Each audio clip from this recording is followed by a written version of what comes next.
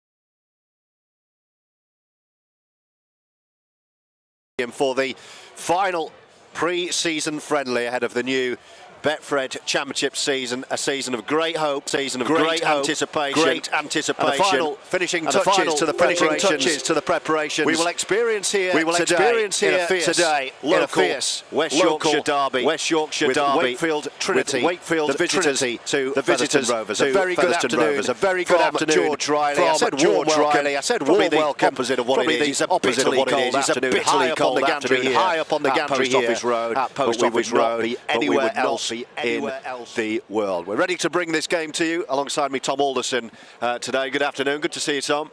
Yeah, good to see you, George. Yeah, looking forward to a very exciting clash. Both teams having their final preparations to their respective seasons, as you say. Featherstone with big ambitions, going so close to gaining promotion last year, and Wakefield looking to shrug off what was probably a disappointing season for them in Super League. Both teams with new coaches under a new regime.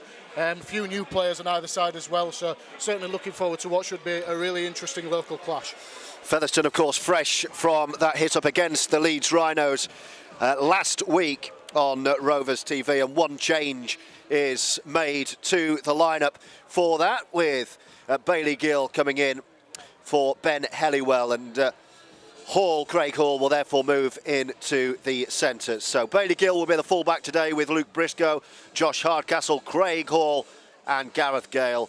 Tom Holmes and Morgan Smith will be in the halves. James Lockwood, Matty Wildy and Craig Kopchak up the middle, with Jesse Senilafeo, Junior Moores and Jack Bussey in a brilliant looking back row for the coach Brian McDermott this season.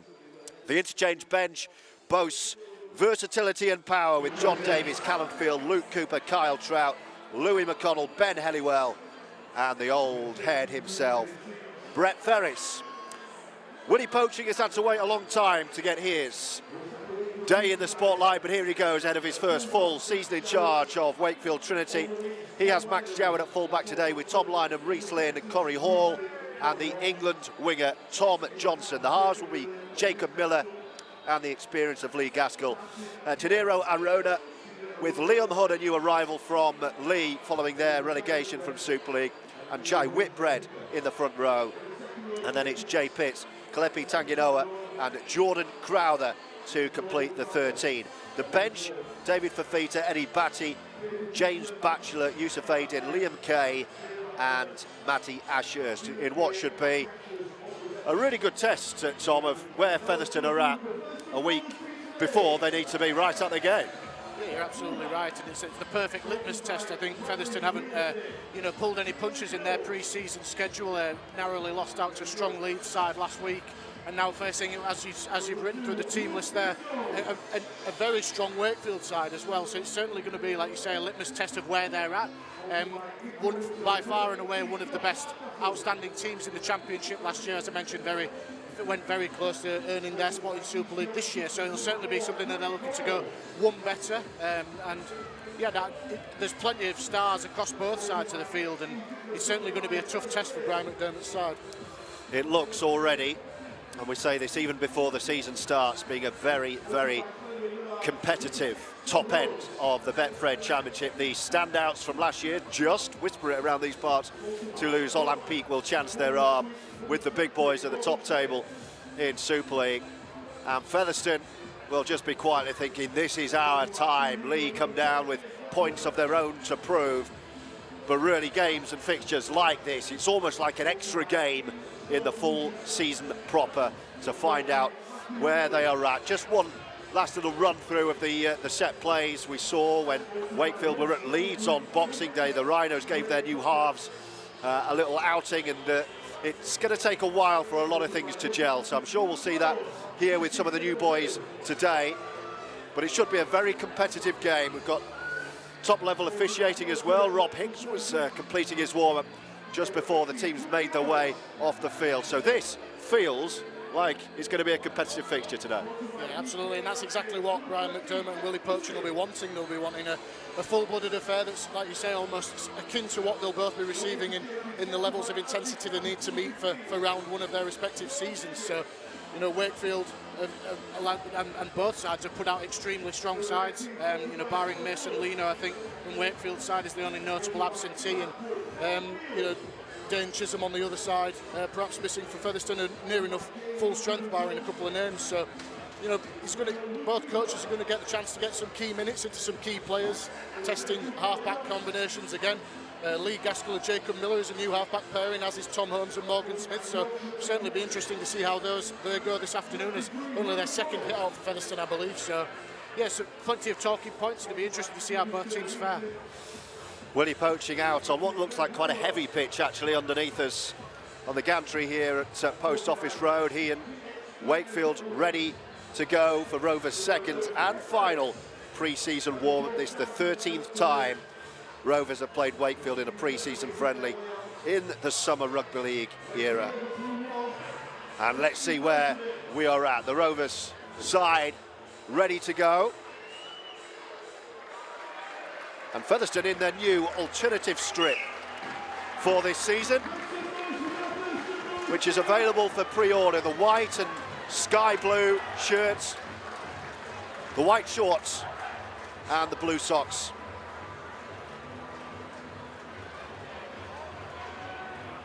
And Rovers out ready to do battle here this afternoon.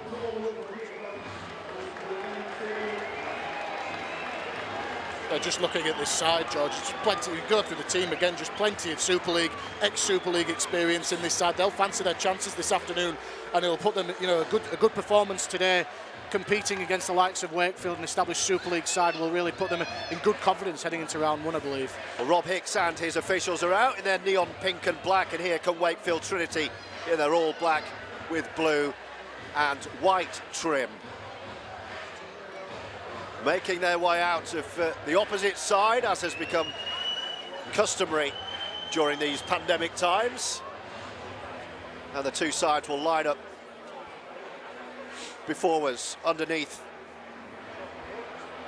the gantry here, because before kick-off we're going to pay our respects to a very familiar and a much-loved voice to all connected with Featherstone Rovers.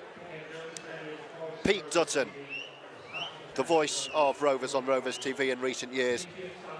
Pete died earlier this month, and it's with great sadness that we broadcast without Pete today.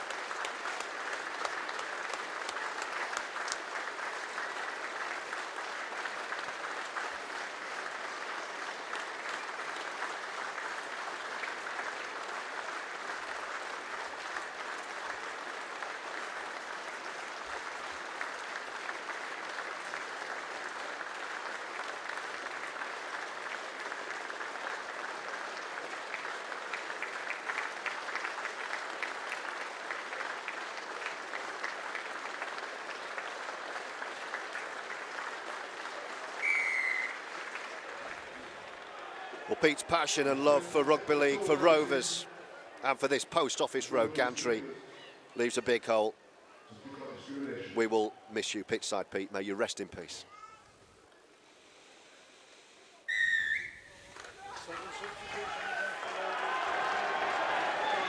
And we're ready to go. Great feel around Post Office Road from a crowd who's ready, Tom Alderson, to welcome back rugby league. Absolutely, rugby league, bad part of the world, the heart of West Yorkshire. Two extremely historical sides in the sport going head to head. In a, I know they've met a few times in pre-season, but rarely get to see each other in a competitive environment. So, what's going to be a really, really exciting clash? Really looking forward to it. It will be Wakefield to get us underway. Max Jowett, the fullback, wearing one, waits for Rob Hicks to say, "On you go," and it'll be Rovers to that first field of the football. And they will start their set from the 20-metre line, with Brian McDermott, I'm sure, wanting purely a good solid set, good kick and good chase. And that was Kopchak with a powerful first drive, and Matty Wilde you will see a lot of buzzing around that ruck in those unmistakable bright neon yellow boots. You won't miss him with those as Kopchak takes his second carry, and Wilde glances left shoulder, right shoulder, and comes to this near right-hand side, and it pops up for Jesse Senelafeo. A lot of excitement around him for this season. Last tackle there on halfway with a left foot tester in the air. The winger claims for it and brings it back. Tom Lynham. And Rovers look to pen Wakefield back at the bottom of the hill inside their own 20, Tom. Yeah, a very physical start for Rovers. Brian McDermott happy with that set. Plenty of intent coming down the field. Kopchak with his two big touches downfield and a good kick into the corner. So just what you want to see from your opening set of possession. And it's Trinity's first opportunity to put a passage of play together as they look to pound down the middle of this Rovers defence and kick early on the fourth, dissecting fullback and winger. It's a scurry back for Bailey Gill and takes it, looks around for his winger. Here he is, and he brings it back. And we often see that the teams playing up the hill will look to kick a little bit earlier in the tackle count. Yeah, absolutely. It's a common tactic just to get the ball upfield, just to nudge it away from your own line. The momentum that you get from coming downhill is subtle, but it is notable, especially as the half wears on. So you can expect to see plenty of that from Trinity in this first half. So the early arm wrestle is going Rovers' way. Great to have you back with us on Rovers TV.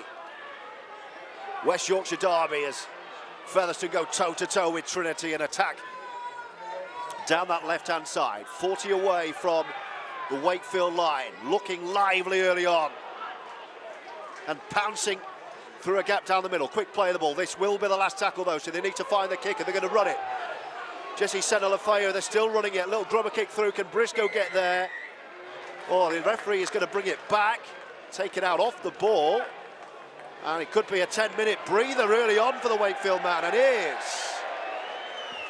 Well, I didn't see that in back play, Tom.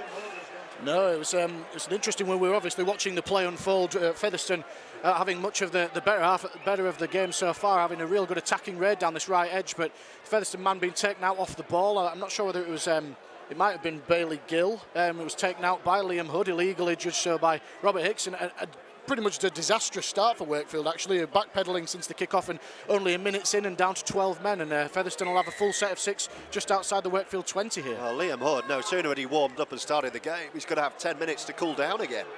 Yeah, exactly right, and big test on Wakefield's line early here, but a great chance for Fev. Great opportunity for Rovers to strike first. Kopchak through the hands, keeping the ball alive. Briscoe straightens up, the former Rhinos man. Morgan Smith heavily involved. Here he is again, on the left shoulder at first receiver. Just pops this one back up. No way through for Jack Bussey. Right in front of the sticks here, Rovers. Lovely turnaround play from Wildy. Can they force their way over here? Wakefield have got 4 black shirts back, and he is held up over the line, Jesse Senna-Lefeu. Yes, it went very close to scoring there. I think if Jacob Miller hadn't flown off the line and shown some urgency there, it would have been very hard to stop the big man. So a good, good resilient sign for Wakefield early there, but plenty of, a couple of tackles still to come for Featherstone. Rovers knocking at the door. Wildy to Kopchak again, wants to give it back to the hooker. No. This will be the last. Bit of magic perhaps. Wildy all the way back. Lovely quick hands getting the winger away. One pass too many, it'll be in touch on the far side. It's a real shame there. The pressure valve let it off for Featherstone. You could see what they were trying to do, just trying to get the ball through the hands quickly. And Craig Hall, we all know what he can do in terms of his skill. You wouldn't bet against him to have got that pass away, but under pressure from Lynham, just not quite going to play, going behind his man, and a golden opportunity wasted there for Feather. But certainly some good ball movement, some really sort of incisive runs early and testing Wakefield's defence. Yeah, he'll be frustrated, Brian McDermott, but I don't think he'll mind at all the start his side have made. He will mind that. Offside. There's a piggyback that Trinity required early. Yeah, and these things are really frustrating for coaches. You go from having a really good chance down deep in the opposition's half to turning over the ball perhaps cheaply and then backing it up with a penalty. So a little bit of a frustrating passage there for Featherstone, and their goal line defence, you would imagine, will be tested on this set as a result. So a couple of sets on the Wakefield line, and now some defending for Rovers to do, as Trinity up the hill for the first time, looking to do some damage through Tanginoa. Another penalty, high shot, back-to-back penalties. Warning signs for Rovers, because as we know in rugby league, so often it goes penalty, penalty, try. Absolutely right. It's the sequence that we always see. It's a bit of a cliche, but it is true. So massive pressure on Featherstone's line here. What can they come up in defence? Arona taking the first carry. Crowther waits from dummy half. Here is Jacob Miller, short pass. Rovers defence stands firm, but for how long? That's a really good, quick dart out of the line from Lockwood. Ball and all, and it had to be. Short pass. Crowd wanted forward. Was forward. Well, you can see that from here, and we're behind play. Yeah, absolutely, and just a bit of sloppiness there. You can perhaps forgive sides for getting their execution slightly wrong in the pre-season, and both sides been guilty of it now, squandering really good opportunities with the ball. Wakefield not really putting Featherstone under any sustained pressure there, but what defence from James Lockwood, for the captain in the middle of the field, really lifting his side defensively. And I think it came off the back of that, a really slow play of the ball, and the Wakefield man on the next play just overrunning the pass, and Featherstone clear their line, and it'll certainly help now with another penalty given against Trinity here, so clearing their line once again here, Featherstone. Well, Rob Hicks might have had a nice off-season, but he's been busier than he might have anticipated in the first 5 minutes. That ball's gone up above us. Got a bit of debris off the roof coming through into the gantry. Here come Rovers, who've made a good start here. Brian McDermott won't be too happy with the lack of discipline and the penalties early on, but the arm wrestle is going Rovers' way. We just find it creeping into the territory once again here. And they're playing it right through the hands of the forwards. There goes Sene Lefeu. He's great to watch.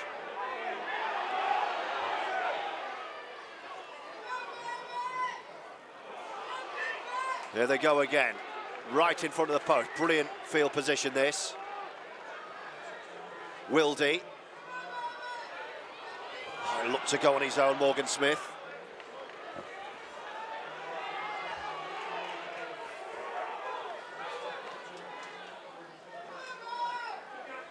Wildy back again, through the hands of Bailey Gill. Little grubber kick through.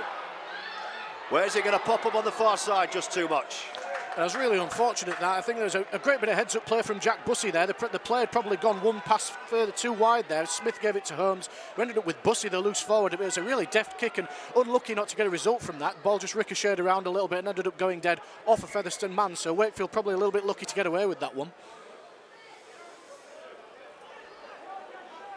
Nice toed and froed, and Trinity have the ball back. The unmistakable orange boots of the England centre, Reece Lynn. I would suggest he will need a very big year to remain in contention for that starting spot in the World Cup. Here come Wakefield over halfway with Tanginoa.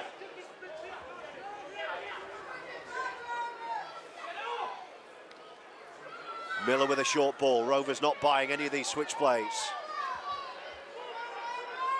Crowther again switches it to the right side. Gaskell immediately comes back the other way. Little bit of room to go right at the post here. Well, it all opened up for Arona. On the last. Can Rovers stand firm as Gaskell dabs one up? Yes, they can. Perfectly positioned the winger. And Rovers got out of jail there. Yeah, and it has to be said that that was a really poor intercept for Wakefield there, and has given Featherstone a great opportunity with the ball for Featherstone. Johnston's over though. Really end-to-end stuff, this.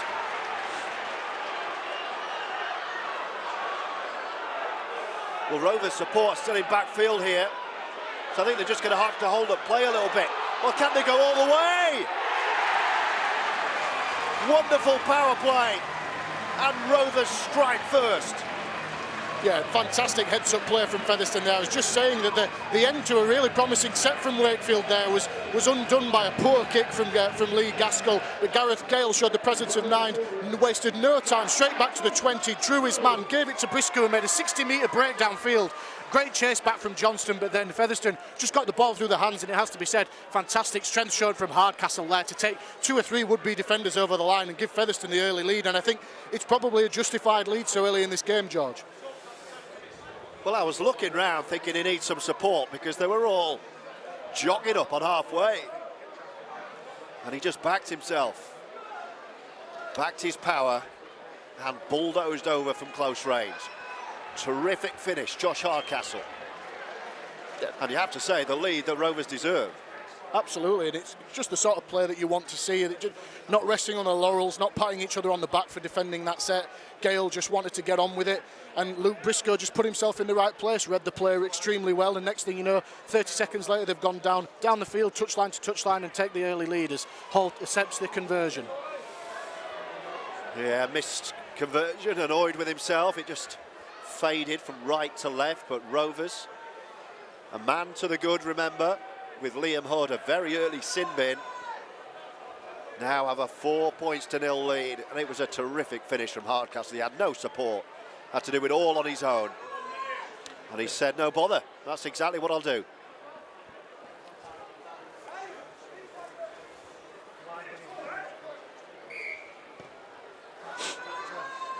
So Trinity get us back underway up the hill.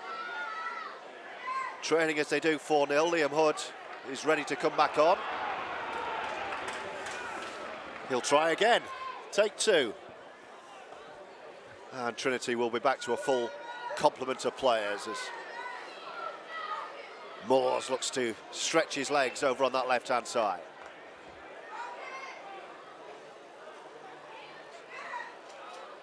They're picking away at the holes in this defence.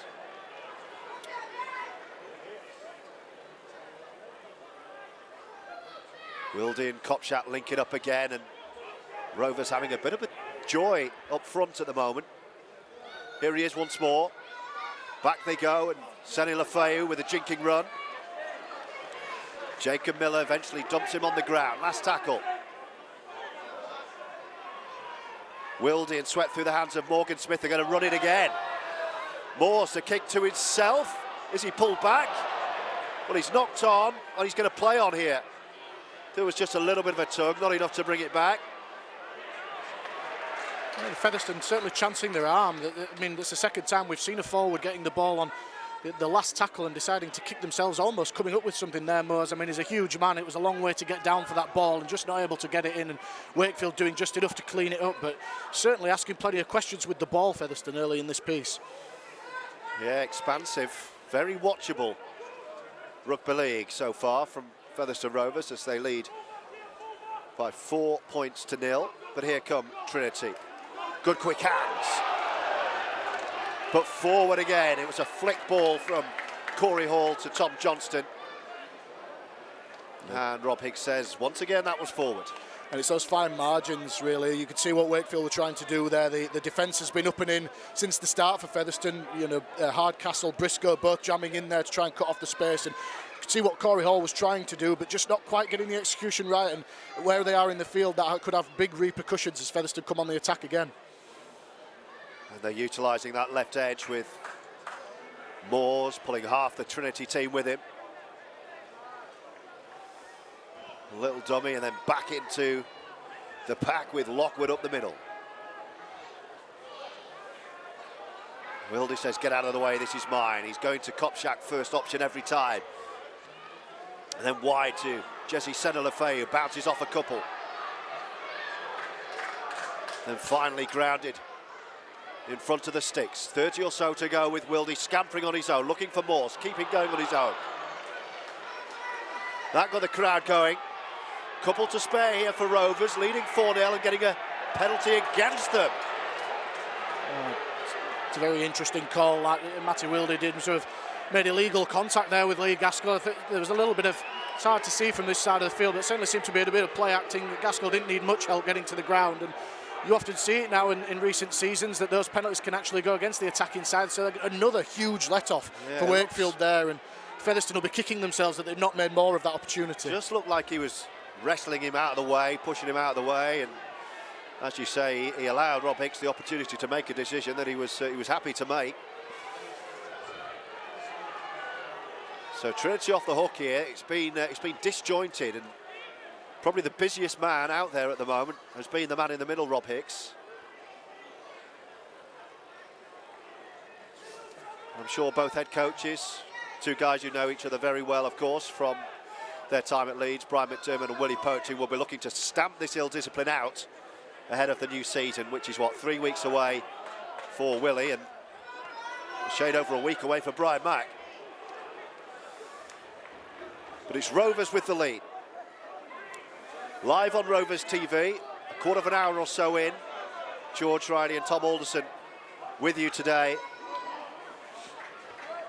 And of course, remembering our friend and colleague, pitchside Pete Dutton, who lost his fight with illness this month. A very familiar and much loved voice who brought great passion to this Post Office Road gantry. And Pete, we will miss you very much. It's very well picked up by Bailey Gill there. Really difficult kick coming through along the ground there under plenty of pressure, and the young fullback did exceptionally well and did very well to stay in the field of play, in fact, as well. Yeah, it's getting a bit feisty out there in little pockets. Nobody wants to lose any match. Pre-season, okay, but once you're out there and the whistle goes, you don't want to lose. You want to be winning everything. Certainly do, and especially against local rivals as well. It's got all the physicality that we expected from a local derby at the moment. It's Rovers ahead just. That's messy. What's happened? Rob Hicks says, I don't know, but it's not my fault if you can't play the ball properly. Yeah, and that's a big mistake in the context of this game from James Lockwood. It's one of those that can go 50-50. You know, could you argue that there was a Tinny Arona's leg was in the way there, or is it just Lockwood not paying attention to playing the ball correctly, and it's gone against the Featherstone captain? And you know, over the last few minutes, Featherstone have just been building the momentum slowly off the back of that try, but something like that can really sort of break and swing the momentum of a game as Wakefield, back to 13 men, have a rare attacking opportunity now. Yeah, great chance this for Wakefield to hit back. That's an awful loose ball. Bounces 3-4 times before being picked up by Tanganoa down this left side. Corey Hall back in field with Crowther just popping it up and saying to Arona, have another go. Liam Hood back on. He'll have bags of energy. There he goes, gives it to Jacob Miller. Good ball movement from Wakefield. Gaskell now joining in. Reece Lynn was left with nowhere to go. So back he comes and gives it to Miller with a ponytail. What's he spotted with a boot? It's a flat kick. Could go anywhere this. I think they're going to be safe, Rovers. Yeah, again, it's been a game of nearly chances for both sides at the moment. That kick from Miller just must have seen something out of the corner of his eye that there was nobody out there for Featherstone, but the kick just evading Corey Hall. It would have been brilliant if it had come off, but I think perhaps in hindsight, it's a wonderful thing. Willie Purchin would have been happier with them going through their tackles. They haven't had much opportunity to attack Featherstone's line and letting them off easily once again there. Approaching the midway point of this first half, the final pre-season friendly for Rovers. That could have been high. Mr. Hicks happy that it came up off the shoulder. Junior Moore says, all right, if you want a battle, I'll just jog into traffic and see what happens. Wildy with a quick play of the ball. Back off Lockwood to Jesse Senelafeu. This is good. Moores once again. Out the back door, looking to free up a bit of room for Hall.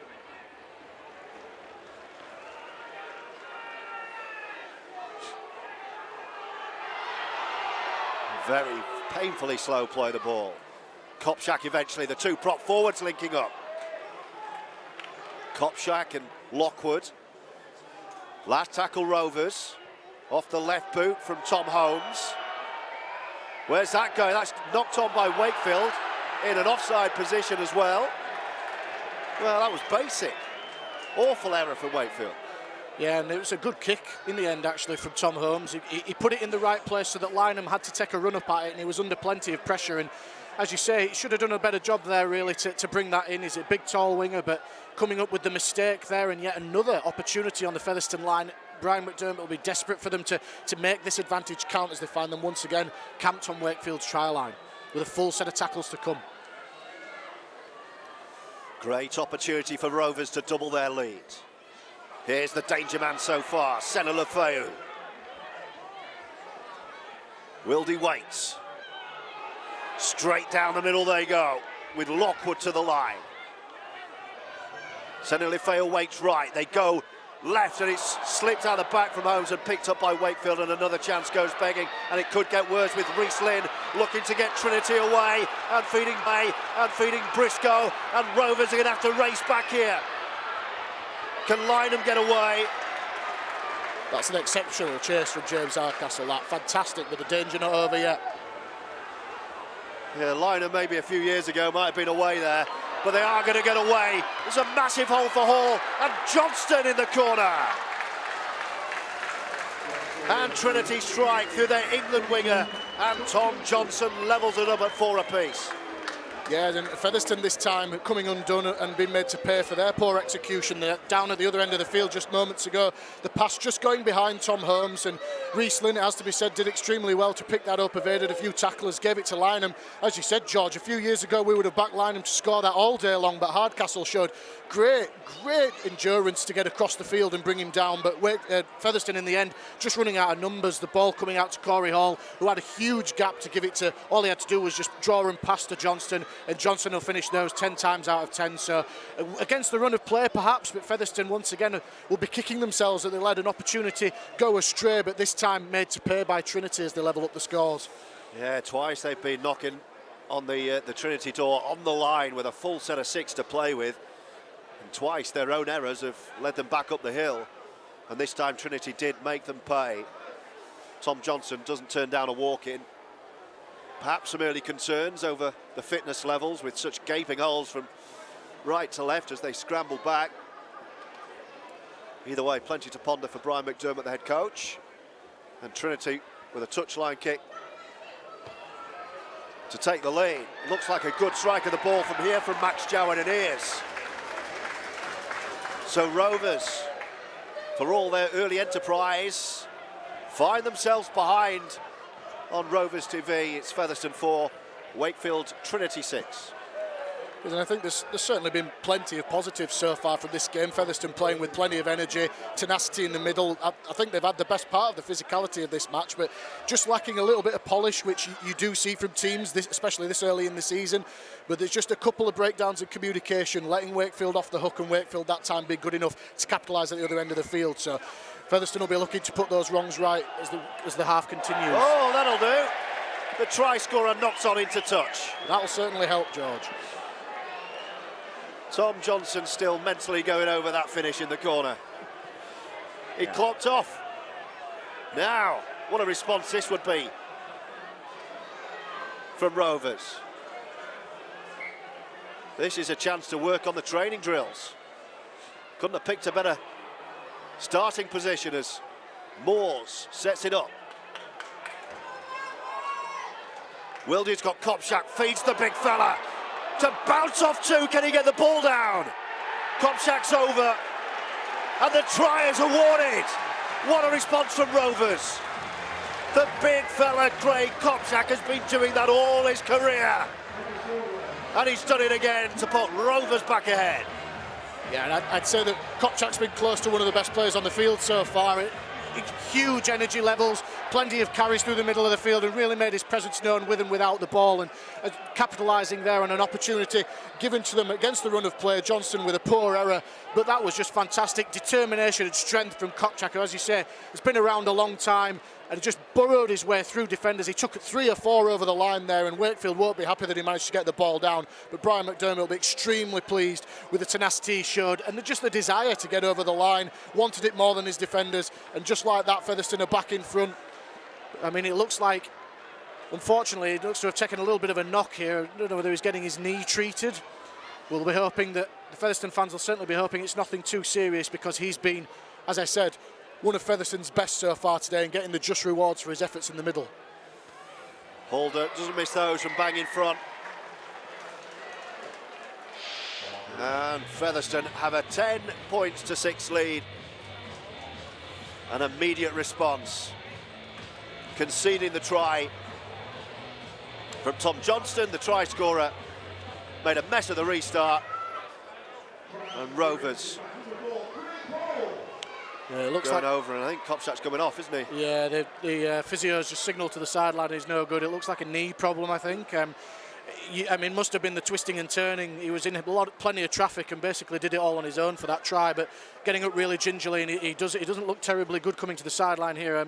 We're hoping that it's nothing too serious, because he's had a huge impact on this game, and his presence and his experience will be pivotal to Featherstone's efforts this year. So yeah, we hope for a good diagnosis from the big man after this game. But I mean, you never know, but it doesn't look good at this stage. His afternoon could be over. Yeah, shake of the head as he comes off onto this near touch line. That's a real blow for Brian McDermott and Featherstone Rovers.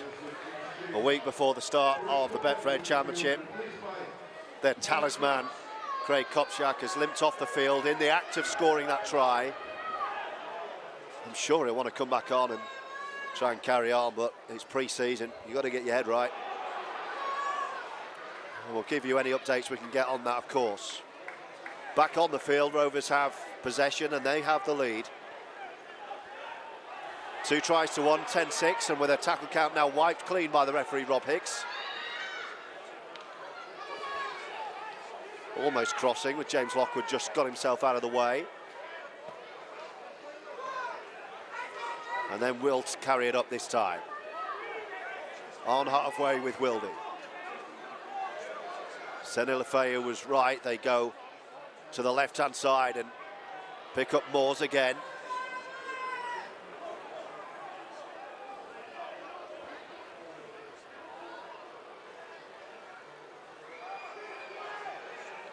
Hall and Gale have been kept relatively quiet over on that left side, both coming in looking to get a bit of work. That was Hall taking a drive. Wilde and Lockwood and Senna Lefeu is wrapped up by Jacob Miller on the last tackle. Wildy's going to come near side, they will kick.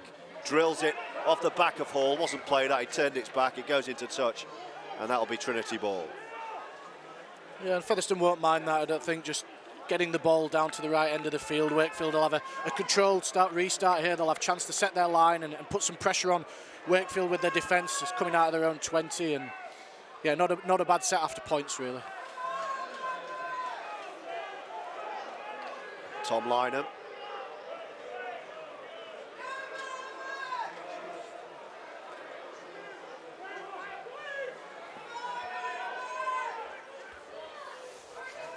That's Eddie Batty taking his first carry since coming on, and there's the other big replacement, David Fafita. Back wearing 35 this season. Oh, and a charge down. Now then, it's a foot race. Can Hall go all the way? It's all about the pickup, which is very kind. A gift for Rovers, who finished it brilliantly.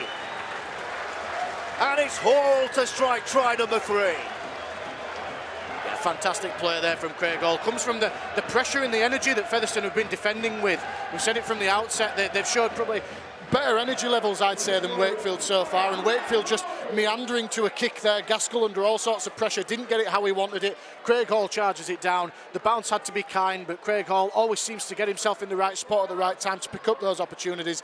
Didn't need asking twice, goes over for Featherstone's third try, and Featherstone starting to get on top a little bit here. Wakefield, interestingly, have changed some of their big men in the middle of the field. I wonder if that's a tactic to just try and boost their energy levels in the middle of the field, but Featherstone so far having the better of it, and could well take a 10-point lead here if Hull's good with the conversion.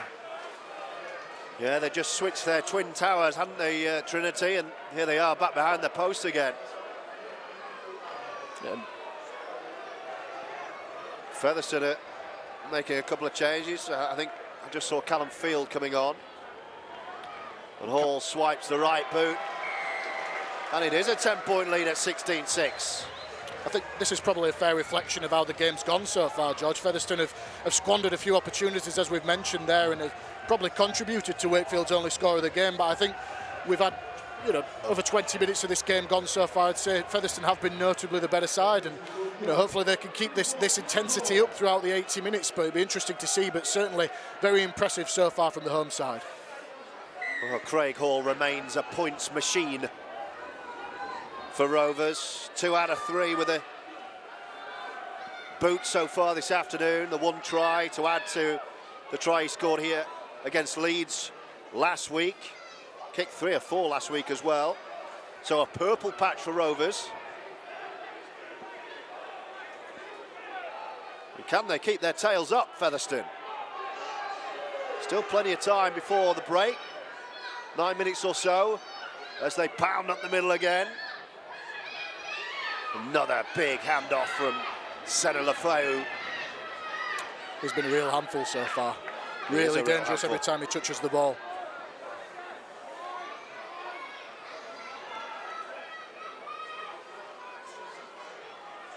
I love the way that they're using their pack as extra halves. Rovers keeping the ball alive and breaking down the left and getting Hall away again. That could have been a wonderful try. Still might be, because the ball's alive. Eventually the tackle complete. Last tackle. Surely on this right-hand side there's going to be options. Attacking the line. Brilliant ball. Can he get there? Back inside. Still alive. Senna Lefeu off the outside of the right boot. They're going to get a repeat set. What a brilliant passage of Rovers play. Yeah, Featherstone really showing what they can do there. They've showed that they can do the tough stuff in this game so far, but really just some expansive play. Junior Moore's attracting people in, just providing the space for Gareth Gale, who showed some real pace, made Lynham look slow, and it's not often we see that. Some great cover defence from Wakefield, but then the composure at the end there, just to dab the ball through, make sure you get a repeat set of 6, put some more pressure on. Featherstone won't mind this at all, as they just started to amp the pressure up on Wakefield a bit here. This feels like a really key part of this contest. Can Rovers find another way through while their tails are up? Attacking the line again. With Gale held up, Wildy glancing left, coming back to the right-hand side. It's a loose one this time from Gale. Morgan Smith really had nowhere to go, and here's the substitute Cal Field. Still a great opportunity, bang in front of those posts though. Great short pass, Trinity read that well to deny Kyle Trout, and the tackle count wiped clean, 6 to go. They might not need all of them here. Rovers rampant with Wildy. Caught and gets away. The big fella Moores thinks better of the pass, then wrestles his way out and has another go.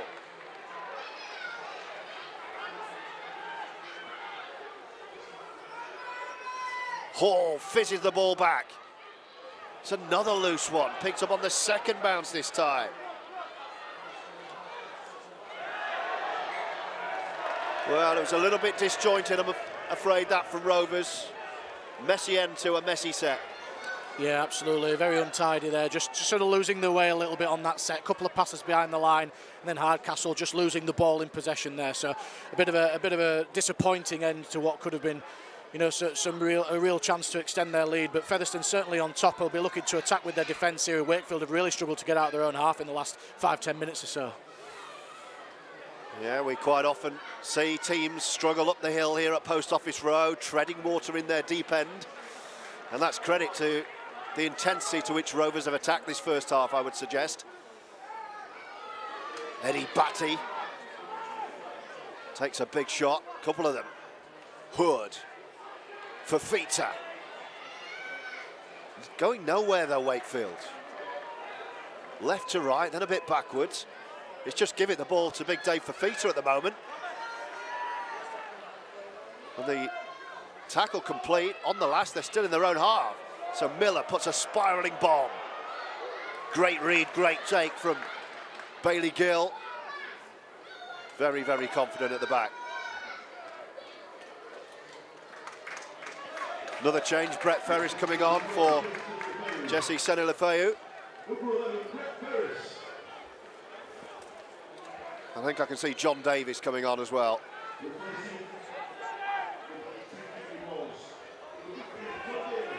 And it's Junior Moores taking his breather.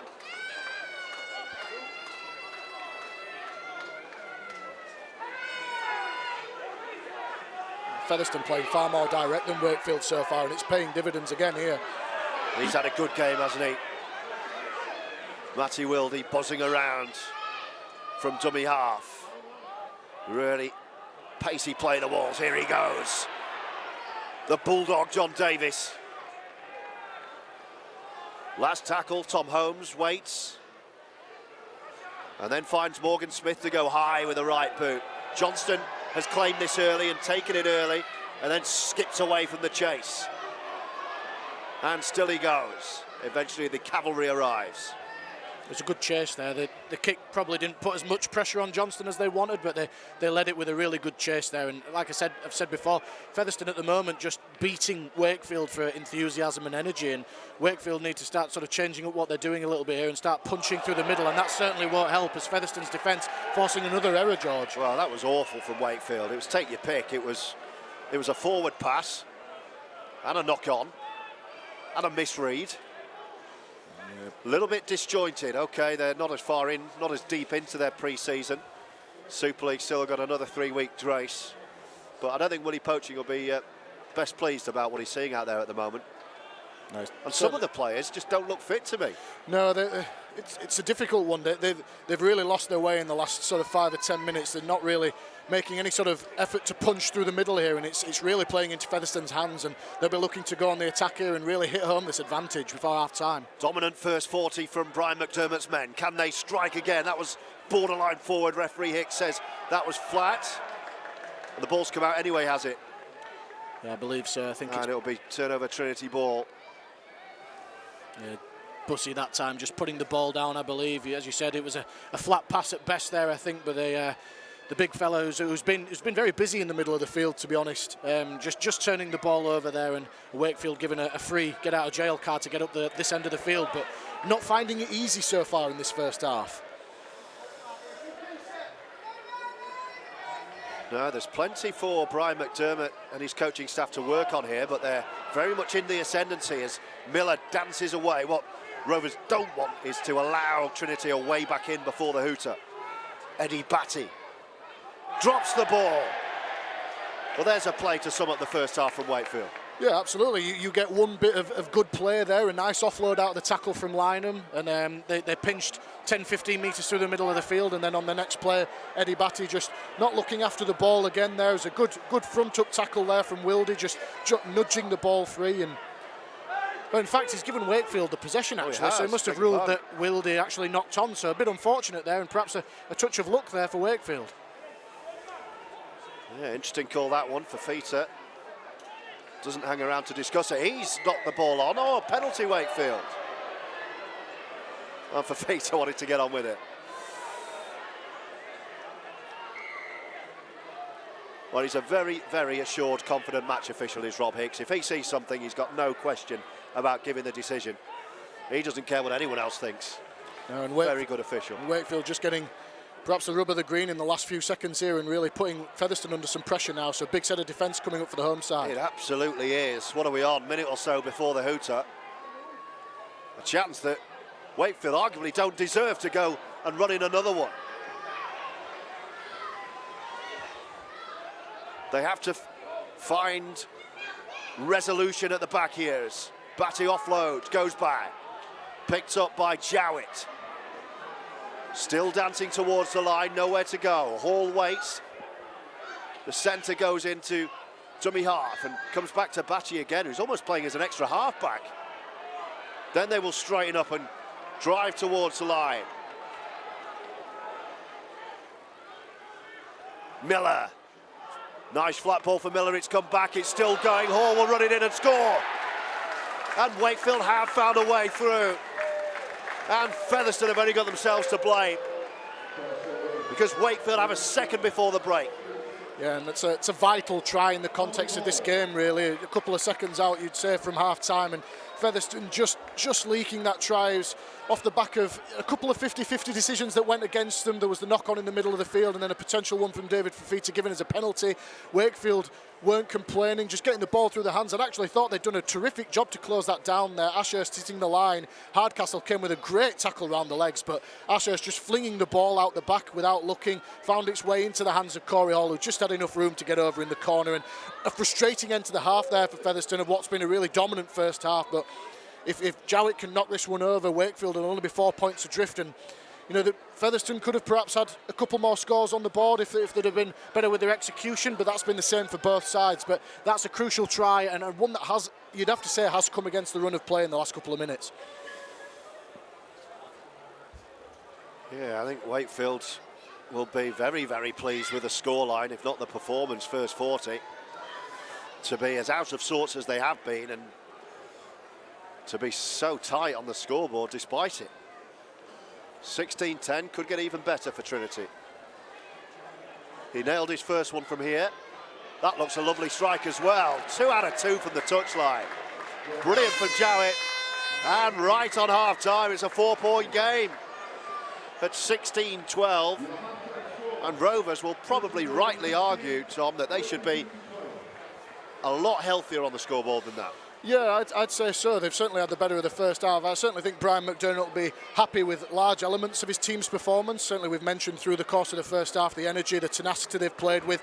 You know, been happy to roll their sleeves up and get physical in the middle of the field, which has really thrown Wakefield off their stride in parts of that game. And you know, you'd have to say, you could argue that Wakefield's 2 tries have come off the back of poor discipline or poor execution from Featherstone, so, which has also perhaps cost them a couple of potential scores. So Featherstone with a little bit more polish on their play could have been a couple more scores in front, but certainly against what is a near full strength Wakefield side, there's been plenty to like from Featherstone's attack. I think Jesse Senelifeo and Junior Mose have been outstanding through the middle, really contributed to Featherstone rolling downfield, and Wakefield at parts have been really hanging on. So I'm sure that there'll be some good messages to come from Brian McDermott at half time, but just a few things to tighten up as we go into the second half, but a lot to like from what we've seen from Featherstone so far. Well, there have been plenty of highlights for McDermott and Rovers. Let's have a look at the best moments from that first half. A first half that Rovers really have dominated. They do have a lead.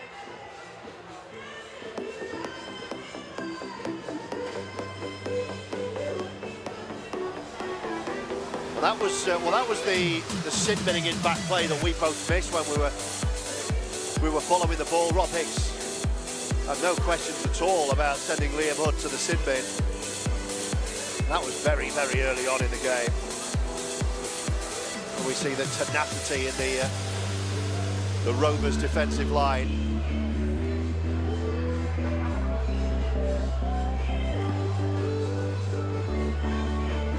And that was the Briscoe break that set up the try. I mean, Briscoe against Johnson, I don't think he needed to bother trying to see who was going to win that race. The old head held up possession, waited for the cavalry, and even here, I thought Hardcastle would probably have to wait for support to arrive, but look at him go. Don't think Wakefield will be happy when they see that again. 2 men back, far too soft from them.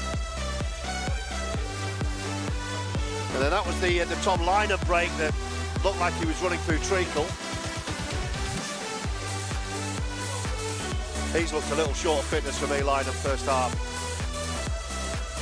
But it did set up a huge gap on the left-hand side for Hall, who scored the second try to set up Johnson to score there first.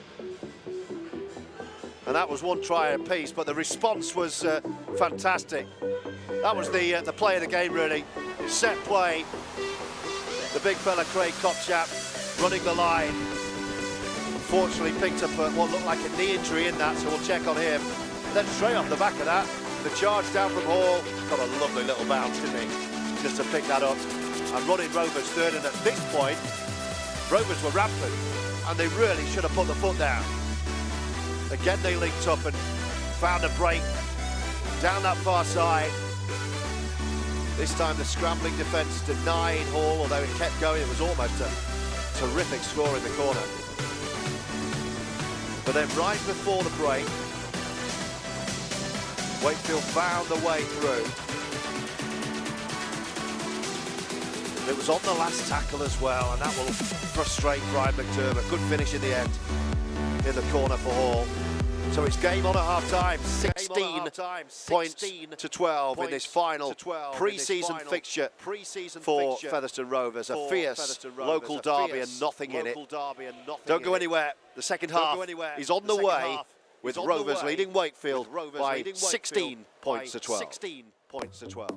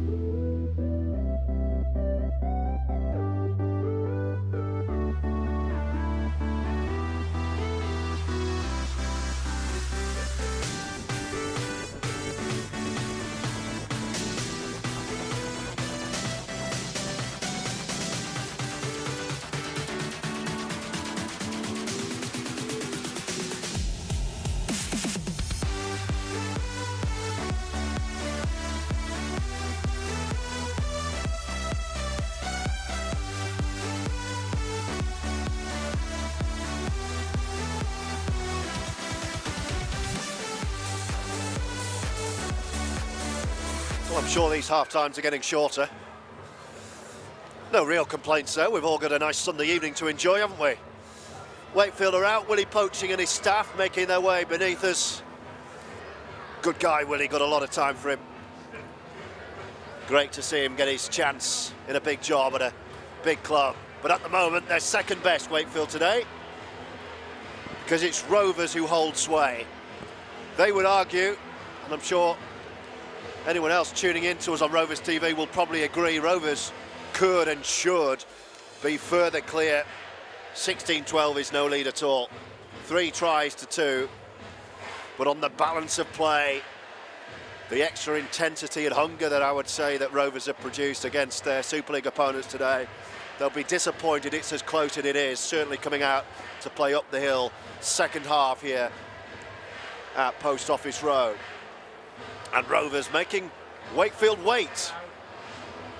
Yeah, Wakefield out in the cold. Yeah, Wakefield seem to have come out very quickly for the half time there, and yeah, I wonder if Willie Poaching's done that deliberately to just make them go out there and given them a bit of a swift team talk. He won't have been happy with elements of what he saw in that first half, and yeah, like you said, just been made to wait, which isn't useful, isn't ideal on a cold afternoon in Featherstone. But this time last week on Sunday afternoon, I was at Bentley Rugby Union Club calling the first round Challenge Cup game, which Stanningley won there, and I was on commentary duty with Kyle Amor, the St Helens forward, and we were caught cold because the half time was about 5 minutes in total. Stanningley didn't even go in.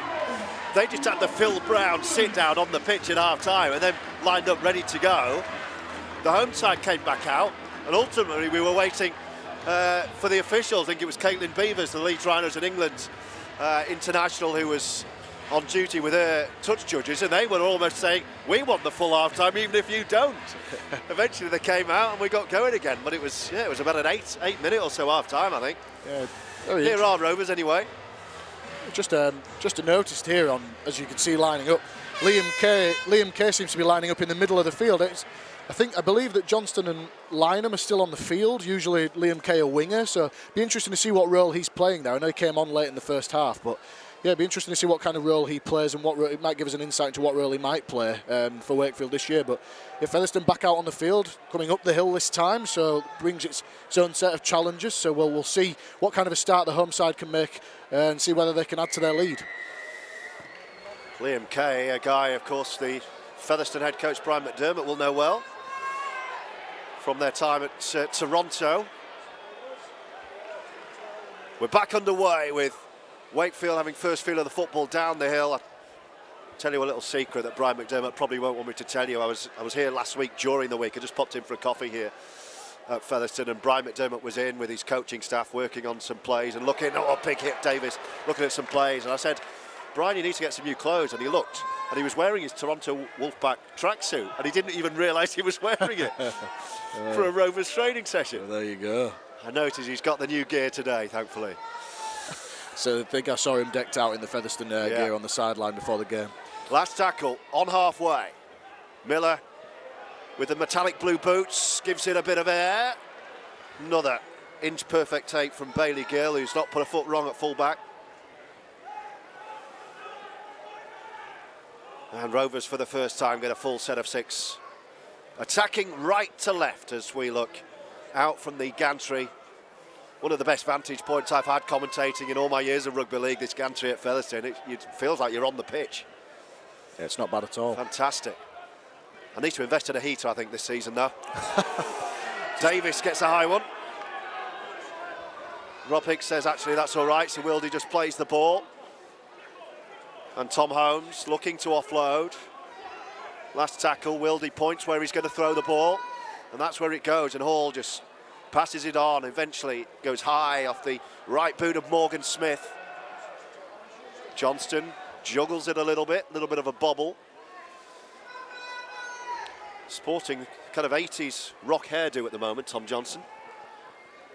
It seems to be a few mullets creeping back in over recent seasons, isn't there? So see how many we get at various levels of the game this year. I think you can blame Toulouse Olympique for a lot of them. Mathieu Joussoum, their centre, with his moustache and mullet combination. Very interesting. Here come Wakefield. Started well, second half, flat ball Miller. Probably heard the shouts of forward from the far side who were right in line with it. Fafita bounces off a couple, including one of his own men. I could see it coming. Bounced off his own man. Rob Hicks doesn't miss a thing. Penalty Rovers. Very, very naive for a player as experienced of Dave Fafita. Yeah, and it's just sometimes comes with the territory for David Fafita. A very enigmatic player, bounces around all over the place and bounces off defenders. Oh, and an acrobatic attempt from Johnston to try and keep the ball in the field of play, an attempt that almost kept him out from the start of the Super League season. Yeah, Willie Poaching will have his heart in his mouth. He's had enough injury problems so far, Tom Johnston, in his career. That was like a fielder on the boundary trying to stop a match-winning six, which was flying over his head. Here come Rovers. Field bounces off Fafita, still going, bounces off another, still going towards the line. Excellent little cameo from Callum Field. Can Rovers capitalise? Holmes and Davis joining in. Stop just short. Gale and Hall are the options on the left. Back in field with Holmes once again. Field who set up this position in front of the sticks for Rovers to try and capitalise from. 16-12 their lead. Wildy dummies right, comes back in left, it's poor, it's juggled out, and Wakefield will pick up the ball and breathe a huge sigh of relief.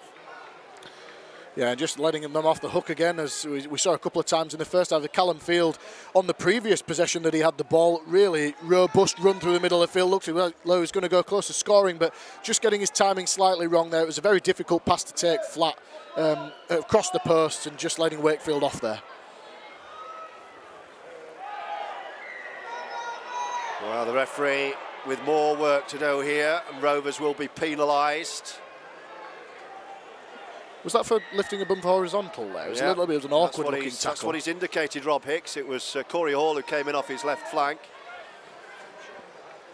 Tipped him over the horizontal, and Wakefield drill into touch over on the far side, I beg your pardon, start on the 40.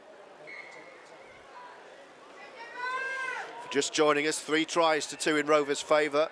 Hardcastle, Hall and Kopczak, the Rovers try scorers. Kopczak, though, in the act of scoring, seems to have tweaked something in his knee and has not featured out there since. Oh, ball strip, one-on-one from Davis. What's Mr. Hicks going to say here? He's going to give a penalty, isn't he? Yeah. What's he giving? I think is he going to give a turnover to giving Rovers ball. Rovers ball, yeah. It looked like he'd seen something that I hadn't, but in the end, it will be Rovers ball. So a scrappy start to this second half at Post Office Road, with the home side leading 16-12. Featherstone Wakefield in the derby. Ahead of the new season, 2022, a big, big year for Rugby League. Culminating in the home World Cup, we hope. Another very painfully slow play the ball. Holmes jumps out of the tackle, then gets hit, drops the ball, knocks on. Yeah, it's probably sums up what's been a very disjointed first few minutes of the second half from both sides. Very sloppy there, really, from Tom Holmes, and a lot of balls on the ground, and neither side really clicking into gear so far. As a sort of cheap turnover and another let-off for Wakefield to start the set inside Featherstone's half. I think we've had one completed set second half so far. Oh, that's a big hit on Miller. Felt that. I beg your pardon, it wasn't on Miller because he's standing up waiting to play the ball. It was on Kay, wasn't it? Got my ponytails mixed up. No place for a ponytail out there. Here they go again. This is Miller this time. This is better from Wakefield. Rovers standing firm in defence. Miller waiting first receiver. Here he is. Wants to bring in Fafita, runs past him. Gaskell out the back door. Jowett floated. This could be a brilliant try. Line up as he got there in the corner. It's forward anyway. He went to aerial. He went for the Makinson, but it was all in vain. Oh, and back chat from Wakefield. What are they doing? Yeah. Oh, and then again. Back chat twice, gave the first penalty away and then marched him another 10. Wakefield have just self-destructed, almost scored in the corner. And now Featherstone have got the ball on halfway. Yeah, that'll be agonising for Willie Purchin, who thought his team had got back level with a great acrobatic finish from Lynham, and then, yeah, the forward pass and making, arguing with the referee, which you can never do. And Featherstone, before you know it, right back up the other end of the field, and another test of Wakefield's try line defence now. Well, these players should know better. Zero tolerance. Wildy, can Rovers make them pay for Feater in the tackle? Taking no prisoners, Rob Hicks, today. Holmes waits to the left. They're going to spin it to the right-hand side. It's another loose pass. Second bounce pickup for Briscoe on the far side. Run out of all momentum and room, so they'll start again. Far right. 10 away. Great opportunity, though, in the shadows to our left with Wildy. Just gets the ball away before he gets caught. Holmes with a short ball to Davis. Held has got to be eventually called. Last tackle 2. So what will they do? Well, they go power play, skinny left side. No, they're going to come back into the area in front of the post and then kick. Lovely little grubber kick through to himself. And the pickup. What a try, Morgan Smith. Bit of magic out of nothing to give Rovers a bit of daylight once more. Yeah, fantastic eyes-up play there from Morgan Smith, who just took it upon himself. He saw that there was not much on the outside. Wakefield's defence had slid out well, the numbers were there, so he just took it to himself, chipped through to himself. So had to show some bravery there to get between a couple of defenders to pick up the ball. He got a nice bounce and perfect execution to put a real crucial score there for Featherstone. Scores on the right-hand side of the posts. And Wakefield, again, we've seen it throughout the theme of this game. Close opportunities down one end are punished at the other when you miss them. Wakefield thought they'd got a score in that corner. It was ruled out for a forward pass. Back-to-back penalties for back chat with the referee, and Featherstone good enough to capitalise once again. And really good signs there from Morgan Smith, who's obviously battling with Dane Chisholm, you'd imagine, for the half-back role this year, and certainly doing his chances no harm from what we've seen this afternoon. And that was great bit of eyes-up play, and gives Featherstone a crucial score. And Hall, right in front of the post, puts the ball out of the ground, and another 2. And a much healthier lead now. 22 points to 12. You don't want to harp on about things that have gone on, George, but that for Wakefield's point of view, the last sort of 2 minutes of the game would have been so frustrating. They'd worked hard, they had a bit of field position, they thought they'd scored a try, and as you said, arguing against the referee is a criminal thing, and they've found themselves 6 points further behind and only have themselves to blame. 3 out of 4 now from the boot of Hall, and another penalty given away by Wakefield. Needs to be careful here that they don't self-destruct completely. Willie Poaching will be fuming. Yeah, he's ruled that Wakefield might have been Batty or Batchelor going in with the knees there, and again, you just don't need that. You need to, at this point, you need to really hit with your defence and make a statement, and Featherstone getting a free piggyback up to the halfway line. So here they go again, Rovers. Looking to strike while the second half iron is hot. A lovely little ball out the back door.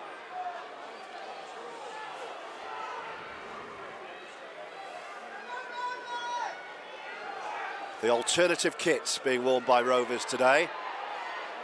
Not great for commentators when it gets dirty. Few of the numbers starting to be a little bit blurred out there, which shows which players have had a busy game. Wildy to Holmes. Davis running the angle, bypasses him and goes and takes a tackle upon his own. Davis again, having a little scamper, almost trips himself up and then gives the ball a bit of air to Brett Ferris to feed. Briscoe, his old Leeds teammate down the right. Last tackle. Here's the try scorer. Going to run it. Wildy. Now Holmes. Will he go with the boot? No, they're still running it. Here's the fullback joining in. And crossing behind, a bit of obstruction. And it's going to be penalty Wakefield this time. You often see that players break down when you probably have a set number of players or structures that you're going to run on the last play, and when it plays off the cuff, sometimes it can be brilliant and sometimes it can just break down a little bit, and it happened there with Bailey Gill just running down a blind alley and running behind his own man, but Wakefield won't be complaining. 22-12 the home side's lead as England's Reece Lynn carries up towards halfway.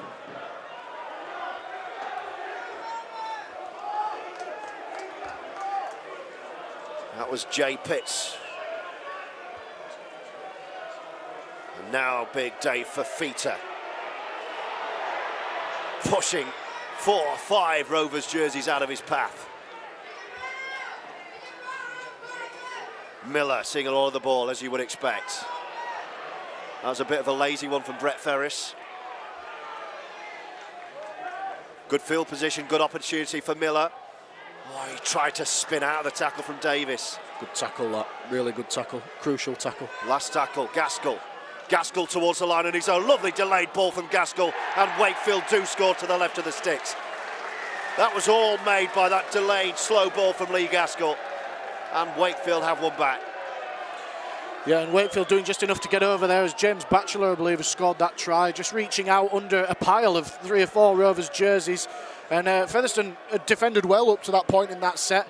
A really good tackle from Wildy on the previous tackle, but the quick play of the ball, the result of it, just taking it to the line, the half-back, putting a Batchelor through and just having enough strength to get over the line. And for what Featherstone are doing well, Wakefield just aren't going away in this game. And we see it. You've seen it 3 times now. They've bitten back with a try of their own fairly soon after conceding points. And you know, it's got a real seesawing game. It'll be interesting to see how it opens up when the extended benches start to be used. We start to rotate a few more players, but Featherstone been asked to defend their own line there and just finding themselves wanting on the try line when they needed it most. So a frustrating moment, I imagine, for Brian McDermott, but they defended so well up to that point and just sort of clocking off on the last tackle. And all of a sudden we've got a close game once again. Yes, with a kick to come right in front, this will be 3 out of 3. We're going to be looking at a 4-point game once again at 22 points to 18. No mistake from the fullback, Jarrett. Confidently tosses away the kicking tee, and Wakefield just keep grinding away. Every time Rovers threaten to cut loose, Wakefield keep themselves in the contest. And that possession again coming off the back of a penalty. You know, we saw Bailey Gill pulled up for an obstruction, and you know, a minute or so later they find themselves behind their try line. So it's the way the game's gone so far. Almost carried the ball out of bounds there, Jacob Miller. Look at the hunger in the defence from Rovers. Great tackle from Morgan Smith.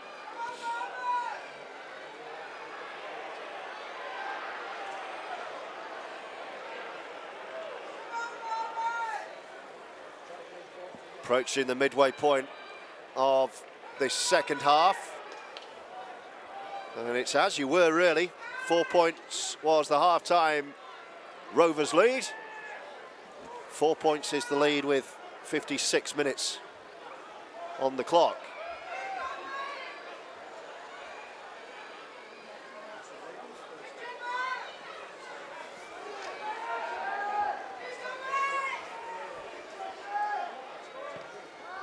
The early kick once again down the touchline. That'll be, oh, he's knocked on. Well, kiss of death on Bailey Gill. I was just about to say that'll be an easy pick-up. It was so easy. He was already thinking about where he was going with it, rather than concentrating on catching the ball. Yeah. Massive unforced error. Yeah, huge, and could be a real momentum changer as well in Wakefield's favour. I think he's probably just a little bit too lackadaisical going to get it. He's just thought he could just put out one hand and pull it in, and you know, the rugby ball can be difficult to take at times, and just clocking off there and coming up with a crucial error. And it's going to be all hands to the pump for Featherstone in defence here. A huge set coming up for them. Opportunity knocks for Wakefield Trinity. Could get themselves into the lead for the first time since very early on.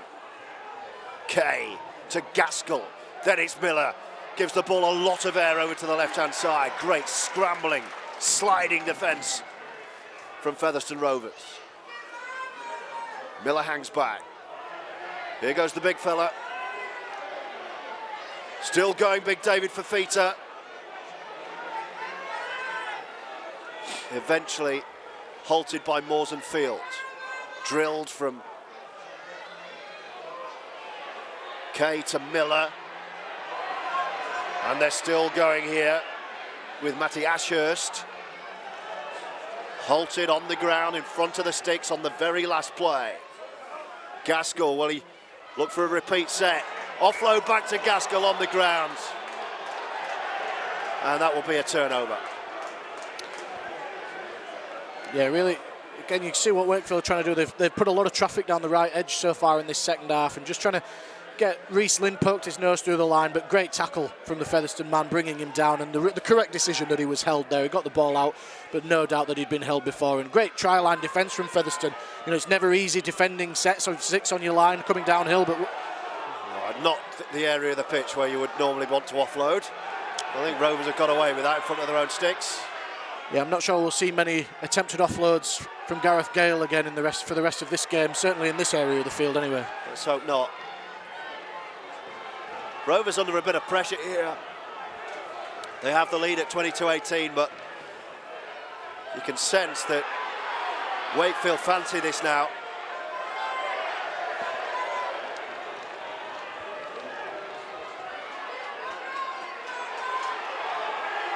Another very slow play of the ball. Referee Hicks almost had the whistle in his mouth there. Last tackle. Wildy finds Holmes. Swipes that one of the left boot behind. It's gone backwards off the hands of Max Jowett. Callum Field, I can see beneath us, has come off for a breather.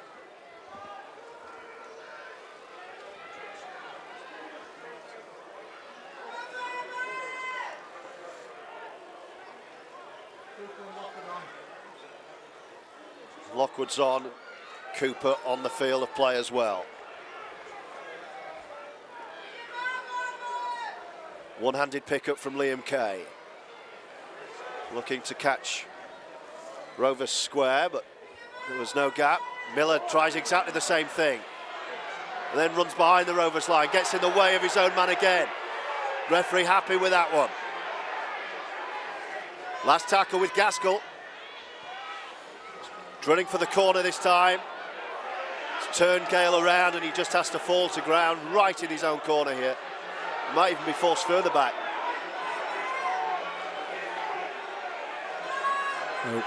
Wakefield just starting to apply a bit of pressure. Featherstone being pinned down in their own end here, and the crowd don't like it, but Wakefield just probably starting to get on top of the last few sets of 6, so Featherstone need a big set coming out of yardage here.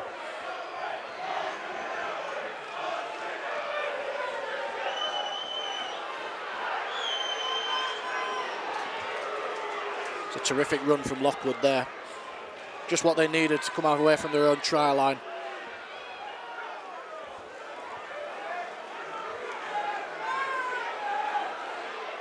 Well, last tackle, look where they are. It's going to need a big one. It is big, but straight down Tom Johnson's throat. And he'll be able to get Wakefield over halfway here. Tide turning backs. Liam Hood on for Liam Kay. Fafita.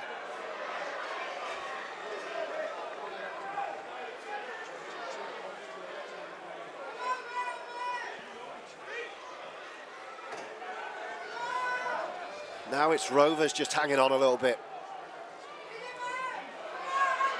Miller's having increasing control over this one. Fafita offload out the back of the left hand, picked up by Jowett. Then Hall has a run. This is dangerous from Trinity. From right to left and then back from left to right again. Flat ball Miller. Rovers defence creaking. Gaskell, last tackle. Gaskell to kick to himself. Rovers survive. But is the knock on? Who's knocked on here? I think it's Bailey Gill, I believe, he's ruled as to have given a knock on it. unless they've ruled it against Gaskell. Well, it is a Rovers knock-on, and the waves of pressure continue to crash in on Featherstone here. Wakefield certainly asking plenty of questions over the last few minutes. It's all hands to the pumps defensively for the home side now. Well, you couldn't have wished for a better defensive training drill ahead of the new season. And it's come up trumps because that has been knocked on by Wakefield, and Rovers' defence does its job. Yeah, fantastic defence there. The enthusiasm and the scramble they showed on their line. Wakefield, as I said, over the last few minutes, just starting to march downfield. Featherstone really struggling to get off their own line, and back-to-back sets on their try line, repelling Wakefield. Numerous opportunities, and Wildy there just getting up in the face of Yusuf Aydin and just forcing the error there early in the tackle count. That'll be extremely big thumbs up from Brian McDermott over the last few minutes of play. As you said, really good test of their defence, and they passed it there with flying colours. 17 minutes to go. 22-18 is the Featherstone Rovers lead, as tight and as fierce as we anticipated this West Yorkshire derby. Here's Jesse Senelafeu in his second stint. Yeah, it looks like he and Junior Moores are back on the field now. You'd imagine they'd play the duration of this game. And here is the big fella.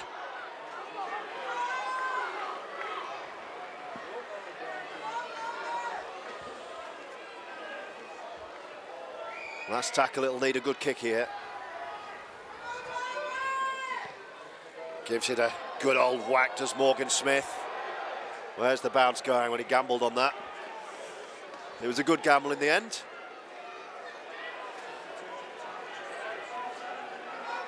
It just keeps coming back at Featherstone at the moment. Yeah, and Wakefield with a 7-tackle set now, with that ball just trickling over the dead ball line. But great first up tackle there, just manhandling line, and has lost the ball as well, but gone backwards. Yeah, that worked out okay in the end for Wakefield. The loss of the ball backwards gave them an extra 5, 6, 7 metres or so.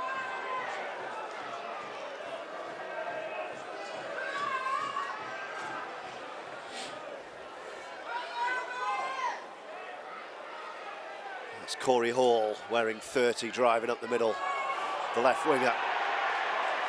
Rovers fans on the far side enjoyed that contact on David Fafita, more than Fafita did. Oh, and a bit of afters! And Fafita lashes out like an absolute idiot. Yeah, he's going to be in trouble going here. For 10. Yeah. What on earth are you doing? Stupid play there from David Fafita. Really don't know what he was thinking there. So, just about to say that Hardcastle's been brilliant in defence coming off the outside, and probably the first time in a few minutes that anybody has stopped the big man in his tracks. A great tackle, and obviously didn't like something that was in it there, but you can't react like that. And you know, David Fafita, another cardinal sin. We've seen a few of those in this game from Wakefield, a few brain explosions out of nowhere. We'll spend 10 minutes in the sin bin, and once again a huge potential momentum shift in favour of Featherstone here. Well, he's had a great game, David Fafita, but that was absolute stupidity. Yeah, there really didn't look to have been much in that tackle. It just looked like a good solid tackle from Hardcastle. He got up saying something, and well, he's saying, he just walked off. He's saying to the trainer, trying to explain why he lashed out. He was saying he's grabbed me round the neck or the throat. But be that as it may, you know, if you're going to lash out, you're going to get 10 minutes at least off. Yeah, 9 times out of 10 it's going to go against you, and it certainly has in that case there. And Featherstone on the attack now. This could end up losing Wakefield the game. Can Rovers capitalise on that moment of madness? Attacking as they do up the middle of the pitch with Louis McConnell. Wildy has a little sly look to his left. That's where he goes. Flying defence from Reece Lynn, but he's shrugged away. Does enough, the England man. He's hurt himself there, I think. Oh, he's staying down. That's not good. One of Wakefield's main strike players is staying down here.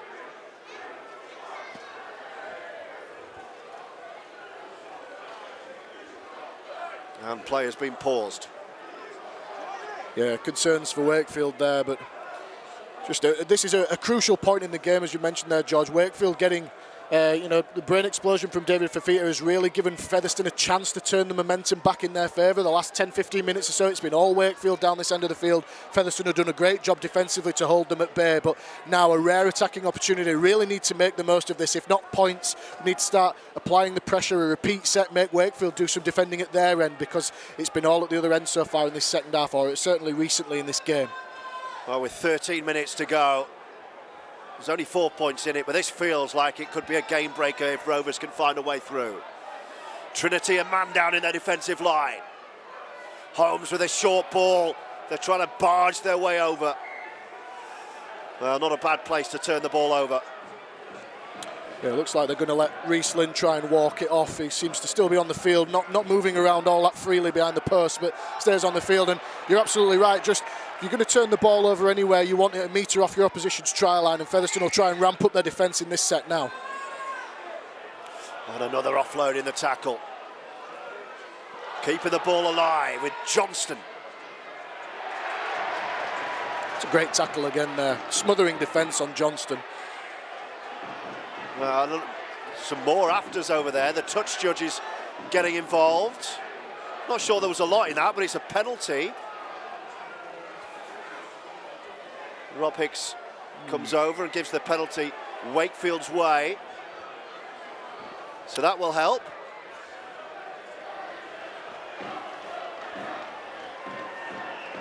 Wakefield with a man down. 4 points behind on the scoreboard. And Rovers continuing to play with hunger and intensity.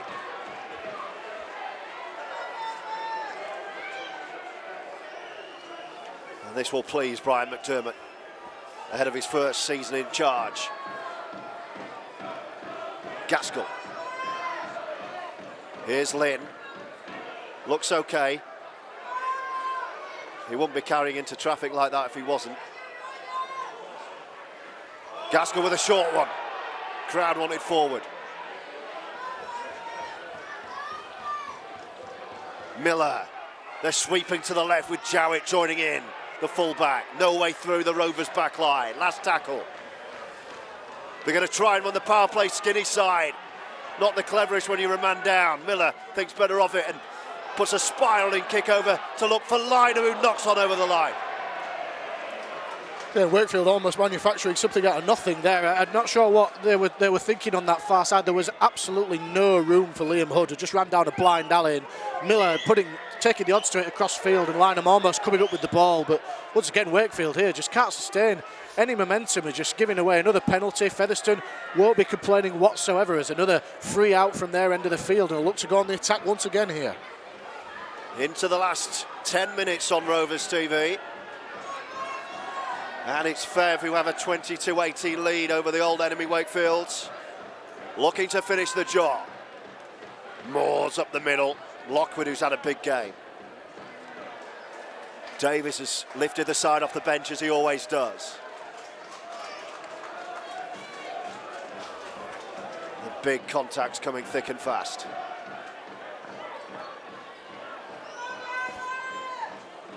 McConnell again.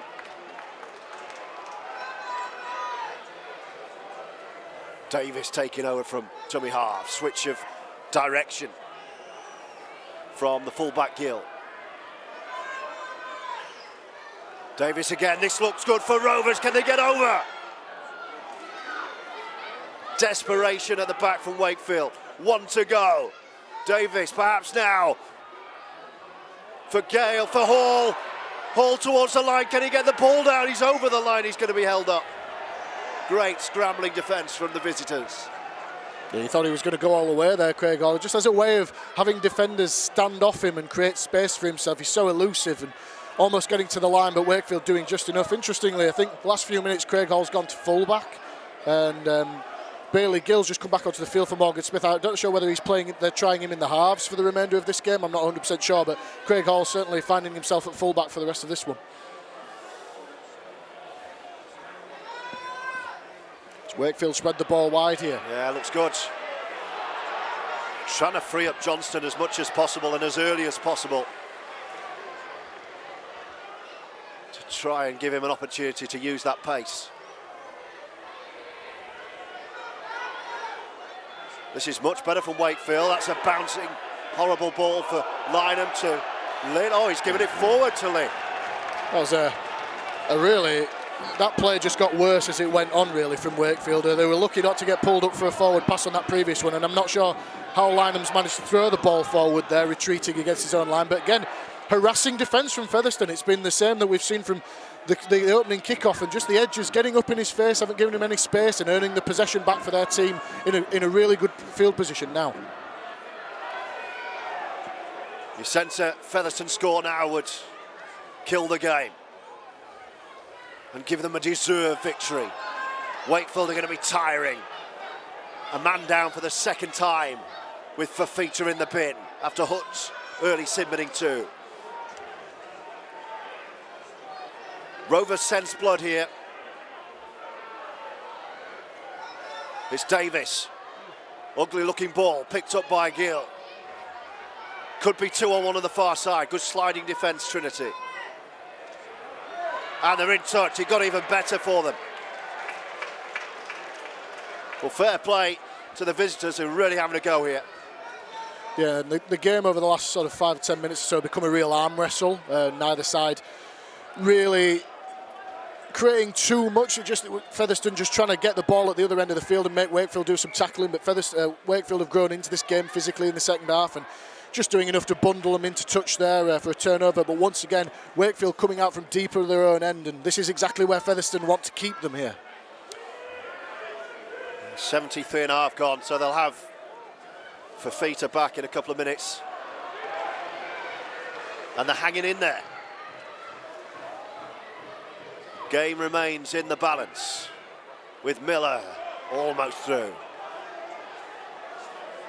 Temperature seems to be plummeting here at Post Office Road. As Gaskell goes through, looks for support, gets support. But bullied out of it by a sea of sky blue and white. Last tackle with Hood. Looks like there are enough Rovers defenders back, and they do diffuse the danger. Yeah, terrific scrambling defence from Featherstone there on that side, but you'd have to say that Liam Hood went the wrong way then. They had 3 or 4 Wakefield men on the outside here with acres of space. Featherstone had the devil's own job to track across the field to fill this space, but Hood just put his head down and went to the other side of the field and hit Ashurst at the short line. A bit of a strange play after that half break, but Featherstone again showing great scramble defence, great energy late in this game to get back and put themselves in front of the Wakefield men and diffuse the danger. Junior Moores has played his last rugby. He's made his way under the gantry. Final throws, final 5 minutes of this one.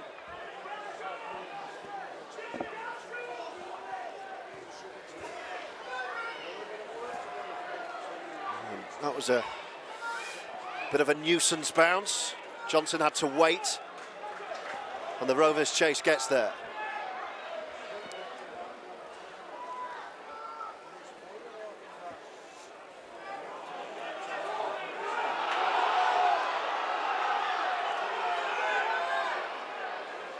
Well, Lynn almost apologetically carried the ball back.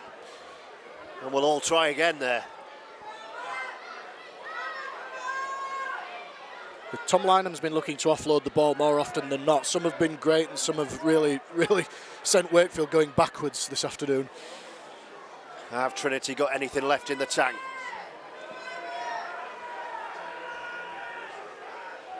Next try wins it. Oh, and they've got a clean tackle count to play with here. So more defensive effort required from Rovers. Gaskell running straight into traffic goes Yusuf Aydin. Arona's come on. I think that's the end of the sim binning. They're sending the extra man on and making the change. Lynham with nowhere to go. So 13 aside for the remaining 4 minutes. Miller.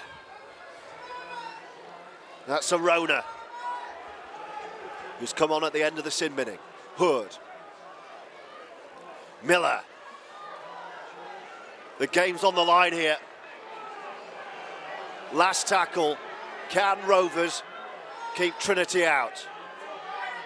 Arona, awful ball. Absolute gift. And gobbled up by Featherstone. Yeah, there's a really poor end of set from Wakefield there, but you have to compliment Featherstone's defence again there, just putting more men in the picture than Wakefield would like and really snaffling their attacking opportunities. And Wakefield have certainly had plenty of chances, but I'm not sure what that pass was from Arona there. He just threw it to nobody in the end, and Bussey, the first man to it. And then that's been, a common thing that will be really pleasing Brian McDermott when there's been a loose ball. More often than not, there's been a light blue jersey there. Oh, that'll do it. Still he goes. That's got the crowd going. Brilliant passage of play. Then the dab through. What's the referee said? He said play on. Tackle count, wiped clean. This is the game for Rovers here. Wakefield are a man down in defence as well as Liam Hood down in back play, Yeah, so huge chance. Won't be carrying on either. Another injury. Rovers can finish the job here. Ferris towards the line. Loves an offload, gets the offload. Then a bit of catch me if you can. Still he goes. And gets the offload away. Gale straps himself in and takes the next carry.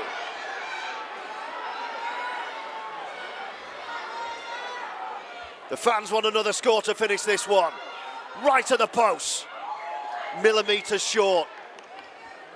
Couple of tackles to play with this set.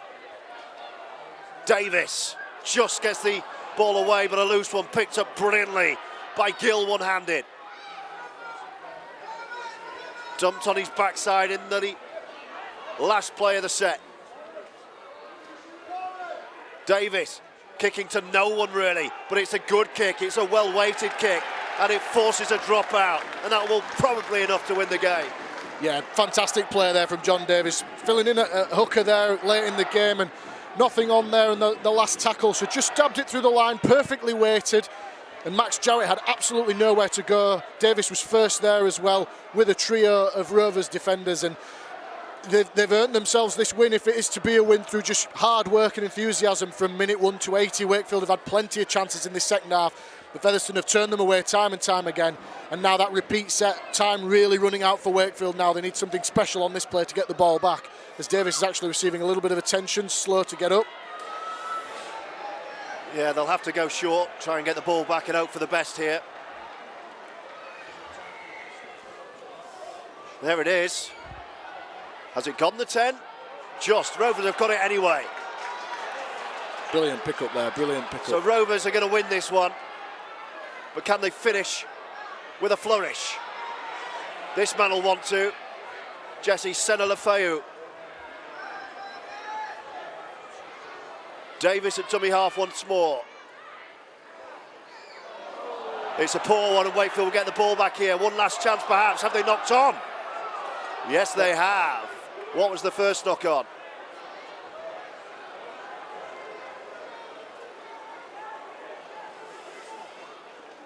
Some cold hands out there. I think they've gone first knock on by Featherstone. So we're into whatever Rob Hicks is adding on here. With Rovers leading by 4. Now or never from Willie Poaching's Wakefield. 4 tries to 3 in Featherstone's favour. And a penalty given away. They want to get on with this. Maybe we're not quite done yet.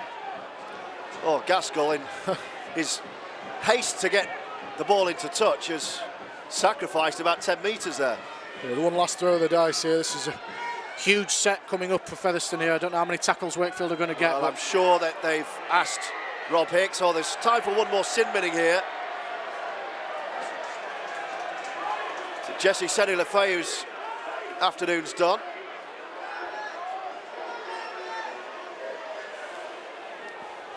So that's the 3rd sin binning at this match. Certainly brought his cards today, Mr. Hicks.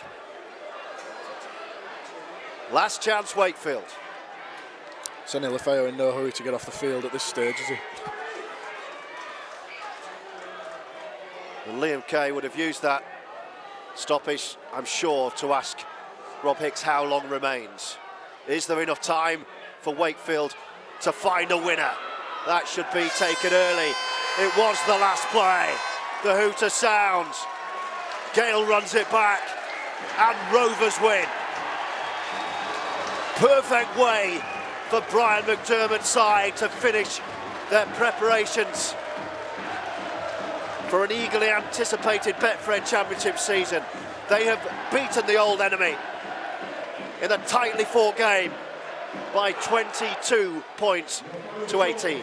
Yeah, and I think it's exactly what they deserved, Featherstone. I think large parts of the game they were the better side there to do it the tough way in the second half. We saw dominance from the home side coming down the hill in the first half, put together 3 nicely worked tries, but then what will have really pleased Brian McDermott in the second half is the resilience they showed in defence. They were trapped at their own end for large parts of that game. Wakefield got a bit of a sniff of it when they scored in the second half and got it back to 4 points, but Featherstone had a mountain of possession to turn away Wakefield and managed to come up and do it time and time again, which will arguably be more pleasing for the head coach than what the scores they put on the scoreboard. There's going to be obviously team changes as we move into towards the championship season. There's players still to come back into the Featherstone lineup, but from what you've seen tonight, some extremely committed defence of a high quality side, and they'll really fancy their chances after turning away a Wakefield side that was strong, by no means perfect, and they'll be extremely unhappy with parts of their game, but plenty of positives for Featherstone at the end of this game and worthy winners against a Super League outfit. Some tired, jaded bodies out there. Lest we forget an injury concern as well. We'll check on Craig Kopczak, I'm sure, during the week. And he picked up an injury in the act of scoring a try. 4 tries to 3 in Rovers' favour. Hardcastle, Hall, Smith and Kopczak. Corey Hall, Tom Johnston and James Batchelor scoring for Wakefield. And we can run you back through the key moments on Rovers TV.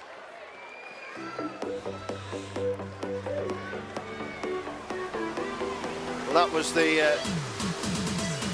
the Corey Hall try right on the stroke of half time that gave Wakefield a real foothold in this contest.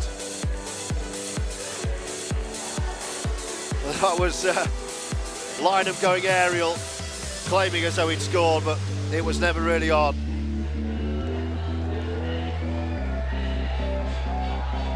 Well, this was the key moment really that broke the game. Little dab to himself, the angle, lovely weight. And that gave Featherstone a little bit of breathing space, but they forced their way back, forced their way over with that score, Wakefield. Make sure it was a nervy old finish. Featherstone had to put in a big defensive effort to preserve their lead.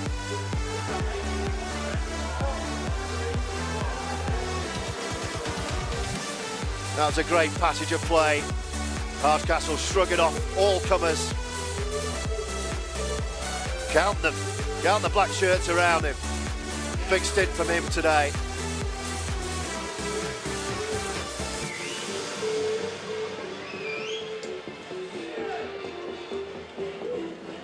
And that was, that was back to the start. That was the Corey Hall try that clawed Wakefield back, but ultimately to no avail, because Featherstone saw it out, and their players are still out there shaking hands and making their way on. Good final hit out for Brian McDermott's side ahead of the big kick-off and the trip to play York on the Monday night, and that's when we will speak to you next. Hope you've enjoyed our coverage on Rovers TV today from Tom Alderson and myself, George Riley. I hope you've enjoyed the coverage. I hope you've enjoyed the win and a day and a match and a broadcast that we'll dedicate to our old friend Pitchside Pete Dutton, who we've said goodbye to this week.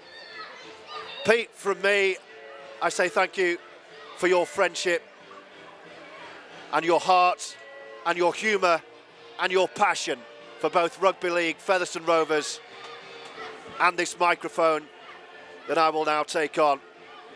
Rest easy, mate. You would have loved it today. And we'll see you next time. Goodbye.